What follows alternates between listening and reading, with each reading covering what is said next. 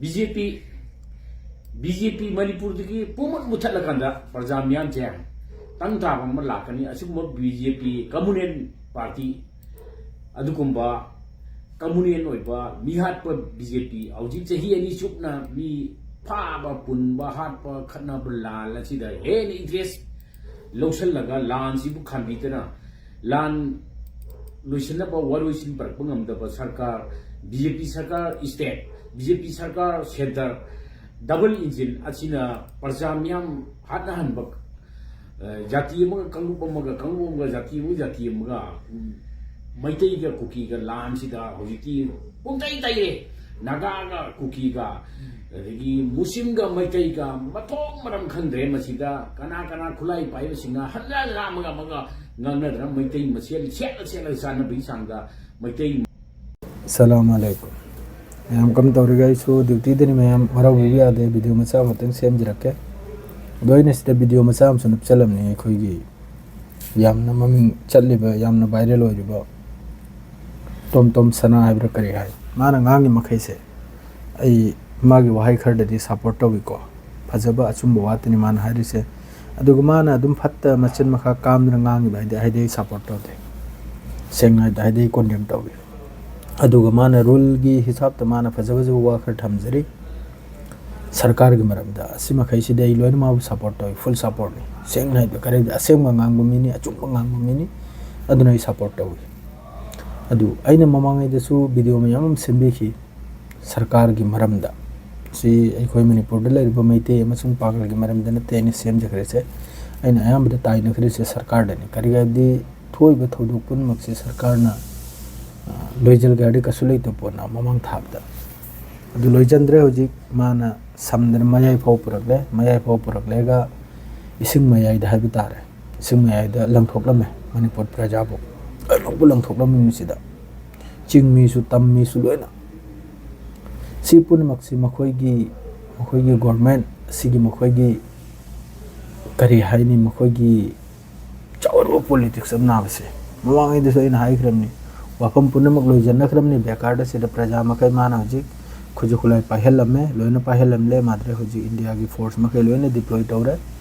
deploy तौरमनि साइगी खुजु खुलाई पाइ कि मै दुसु लांग थेंगन बतारने होजिक India की force का सेंट्रल फोर्स माद्रे दि इंडियन आर्मी अमा मगा होजिक लोइना लांग थेंगन दौरमनि असिदा कनानो सिगदौर से प्रजा सिगदौरमनि प्रजा साइ माना सिंदना थमनम मकैजे मागी चमचा मखैसे वारिम नै नारसे मालेरिङैददि हजि मयाम हजि मा थांगतन चटलियाबा हजि मानजु थादोकले माद्रि वामंतबु प्रजा सिबगा मागा कुनो लेनदेन लैते मोहगी सरकार सिगने अइनंग सिबगा कुनो लेनदेन लैते धर्मगसु मोहै करिमत लेनदेन लैते माद्रेदि कम्युनिटी गसु मोहै करिमत लेनदेन लैते लोइमु पुसियौरोसिनि मागी खाउथलदि लोइरे मागी खाउथल खराब मागी पॉकेट से थन्न चखराब माइ मथौ ताद्रे हजि अदुना बहुज लंबी में दमान पुथोक लमेगा लंजेक लमिसे लोइपु सिदा मयाम मौजिक नै निराब मणिपुर की डिबेट टीवी चैनल अमा चैनल मयाम नै निराब अदु स्लो मोशन प्रोक अदु प्रोक ता लोइन बेकार ने सेलोइना होंदुगी सोलगा मना कांग्रेस सोंजल्लेगा ने लोइन सोंजल्लेगा थारामनि दिल्ली दगी खंगिब्राने अदु हौजिक अमा ओइगदोरि दुसु करिमोंगदो ओइगदोरिनो करिमोंग दुम होने सेलेक्ट तौगदुमना दुम होन खंखरा दु यामना ngangngi सिगी मरम सिदा दु असेंबदुने न हारिसे मतमद्र सहाय के सिगी सरकार से प्रजा के साथ तनते बस मसागी फम्मीबु कुर्सी से सि फम्मीबु कुर्सी से तगी मखोय कैनोमनी अइनंग सिबगा मखोय के कोनो लेनदेन लैते दु सिदे अखोयगी टोम सनाना हाइबिरिबु वा मखैसेने वीडियो मचा फतंग नपसगे अहामबने इन नपसरे से पुनसिदा अयम फोन नप खोतरै तौजदे माना हाइरिबा वाफम मखैसिदा अचुम्ब कोंगाय म यावराबा सिदा मयाम म याखोयगी मैतेगा पांगलगा मखनहलबा माद्रे मैतेगा कुकीगा मखनहलबा मैतेगा नागागा मखनहलबा सिगुम्ब पॉलिटिक्स से मोइदे लोइने लैरिमना सिमोइने लोइने सिलिमना खंगिब्रन हौजिकते प्रजा मयाम सु खंगलमनि माद्रे ममांगे दसु वीडियो मै थेंगनकी इमाम खगना ꯄꯥꯕꯨꯡꯅꯗꯤ ꯀꯔꯤꯒꯤ ꯕꯣꯠ ꯈꯣꯝꯒꯗꯧꯔꯤ ꯑꯩꯈꯣꯏꯅ ꯈꯣꯝꯒꯗꯧꯔꯤꯕꯅꯤ ꯍꯥꯏꯒꯗꯅ ꯄꯥꯕꯨꯡꯁꯤꯕꯨ ꯌꯥꯝꯅ ꯊꯥꯒꯠꯈꯤꯕ ꯃꯇꯝꯗꯨꯗ ꯄꯥꯕꯨꯡꯁꯤꯅꯁꯨ ꯌꯥꯝꯅ ꯂꯥꯎꯈꯤꯕ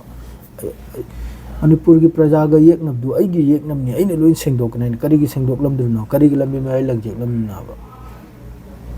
मा नमद्रदी मा ngमलोइदबोरदी शांति पुरक्प ngमलोइदबोरदी ममगैदर मा रिजाइन तौथोकनिमनाबा तौथोक्तबिदा हुजु फौ माना लेरगा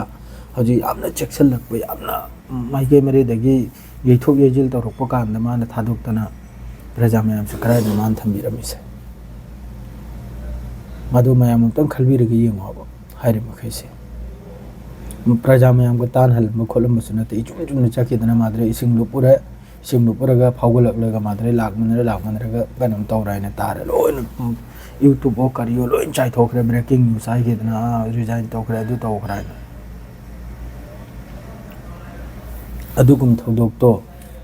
अस याम नुंगाइते त तौरु फिफम मखैसे याम साथे नुंगाइते सिदा नुंगाइत्री सिनबु करिना अदु प्रजा मयामना वारिसे प्रजा मयामना वादौरिसे हौजिक याम साथे वारकदौरिनि हौजिक सुंबो सरकार से थादोकनि चप्प तारगदि याम साथे वारनि याम साथीना वादौरिनि अदु मथक्ता हौजिक ब्रेकिंग न्यूज हाइबु इंडियन फोर्स मखै लोइन हेवी डिप्लॉयमेंट हाइखरे हेवी डिप्लॉयमेंट माने युमदगी थोकपो फावबो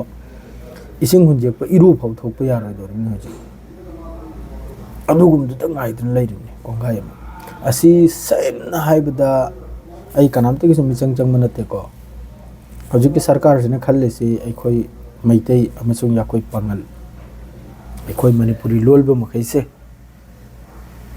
सी अतोप मीगे नते लान थेंगनदौर से इंडिया गवर्नमेंट ना दिल्ली दा फम्मिबा हौजिक की सरकार सिना अखोई मणिपुरी लोलबो मियोय महैसी पूरा लोइथोकपगी ओंकोने थंबगी ओंको नते मखोय ओंको सिदा सी ममांगै द मोय हाइना खरबो वाफमनिको सेंगनाय द अदु ओइरमसु याय पूरा अखोई लोन लोलिसे अखोई मणिपुरी लोलिसे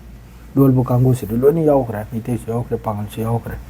सिगी हौजिक की गवर्नमेंट से खल्लिसिने बु सी मखैसे पूरा लोइजलखिबा नाकलम सेंगदोखिबा अदुगुमै ओंको ओइरमनाय नै खल्लि मोयगी हिसाब से अंतोना चेचन दुबु अखोईगी मणिपुरी लोलबा मैतेरोन लोलबा कांगलो सिबु चेचन पुंजनरा थम्ब मचीमदा ना होय पूरा लोइजलखिबा सेंगदोखिबा अदुकुंबगी ओंकोनी मखोगी से चेतना नाकलम द कोंजिल कोयाम द होइजलखिबा नत्रगनबु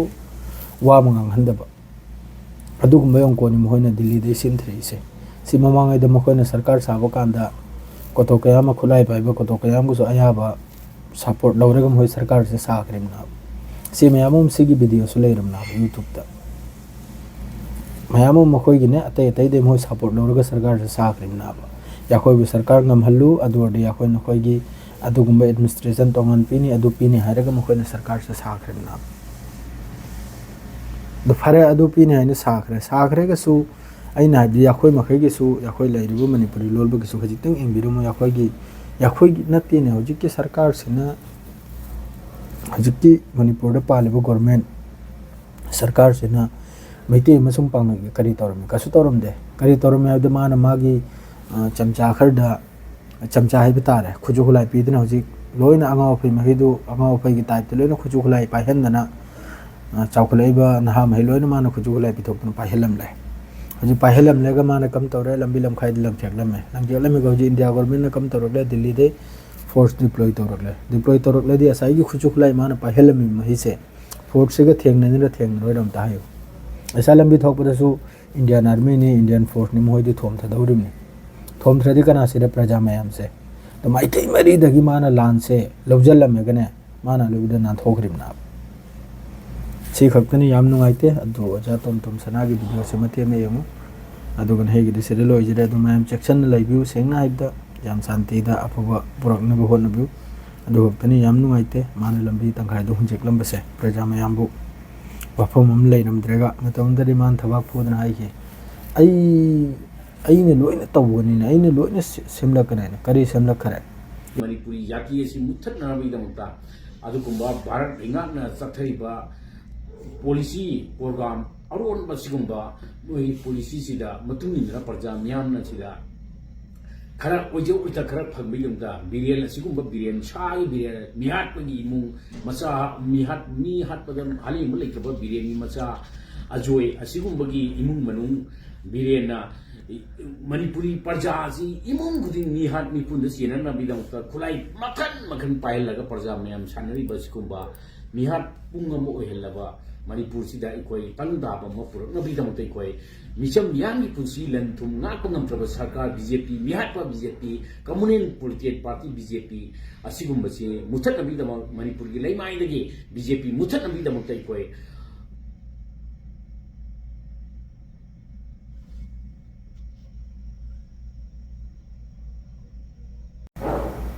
ꯑꯗꯣ ꯑꯁꯤ ꯍꯥꯏꯔꯒ ꯃꯌꯥꯝ ꯚꯤꯗꯤꯑꯣꯁꯤꯁꯨ ꯑꯗꯨꯝ ꯌꯦꯡꯕꯤꯔꯣ ꯑꯗꯣ ꯀꯔꯤꯒꯨꯝꯕ ꯁꯣꯏꯈꯤꯕ ꯂꯥꯜꯈꯤꯕ ꯌꯥꯎꯔꯁꯨ ꯃꯌꯥꯝꯅ ꯉꯥꯛꯄꯤꯌꯨ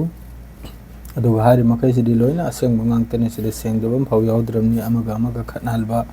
ꯃꯥꯗ꯭ꯔꯦ ꯀꯣꯃꯤꯅꯦꯜ ꯊꯕꯛ ꯇꯧꯕ ꯁꯤ ꯃꯈꯣꯏꯒꯤ ꯁꯔꯀꯥꯔꯁꯤꯗ ꯄꯨꯔꯥ ꯂꯩꯈ꯭ꯔꯕꯅꯤ ꯃꯈꯣꯏꯒꯤ ꯄꯥꯜꯂꯤꯕ ꯁꯔꯀꯥꯔꯁꯤꯗ ꯑꯃꯒ ꯑꯃꯒ ꯌꯦꯡꯊꯤꯅꯍꯟꯕ ꯃꯥꯗ꯭ꯔꯦ ꯗꯤꯚꯥꯏꯠ ꯑꯦꯟ ꯔꯨꯜ ꯁꯔꯁꯦ ꯃꯁꯤ ꯌꯥꯝꯅ ꯁꯤꯖꯤꯟꯅꯕ ꯑꯃꯒ ꯑꯃꯒ ꯇꯨꯕꯨꯛ ꯈꯥꯏꯔꯝꯕ ꯃꯥꯗ꯭ꯔꯦ ꯃꯩ ꯆꯨꯖꯜꯂꯝꯕ ꯐꯨꯅꯍꯜꯂꯝꯕ ꯈꯠꯅꯍꯜꯂꯝꯕ ꯁꯤ ꯌꯥꯝꯅ ꯃꯣꯏ ꯁꯔꯀꯥꯔꯁꯤꯗ ꯇꯧꯔꯝꯅꯤ ꯃꯐꯝ ꯃꯐꯝꯗ ꯏꯟꯗꯤꯌꯥ ꯃꯅꯨꯡꯗ ꯍꯧꯖꯤꯛ ꯃꯈꯣꯏꯁꯤꯅ ꯄꯥꯜꯂꯤ ꯃꯐꯝ ꯈꯨꯗꯤꯡꯗ ꯑꯗꯨꯝ ꯁꯤꯒꯤ ꯋꯥꯊꯣꯛꯁꯦ ꯊꯣꯛꯑꯝꯅꯤ ꯑꯗꯣ ꯀꯔꯤꯒꯨꯝꯕ ꯁꯣꯏꯈꯤꯕ ꯍꯦꯟꯖꯜꯕ ꯌꯥꯎꯔꯁꯨ ꯃꯌꯥꯝ ꯉꯥꯛꯄꯤꯌꯨ ꯑꯗꯨꯒ ꯑꯗꯨꯝ ꯚꯤꯗꯤꯑꯣꯁꯤ ꯌꯦꯡꯃꯤꯟꯅꯔꯁꯤ ꯁꯤꯗ ꯂꯣꯏꯖꯔꯦ ꯁꯂꯥꯝ ꯑꯂꯩꯀꯨꯝ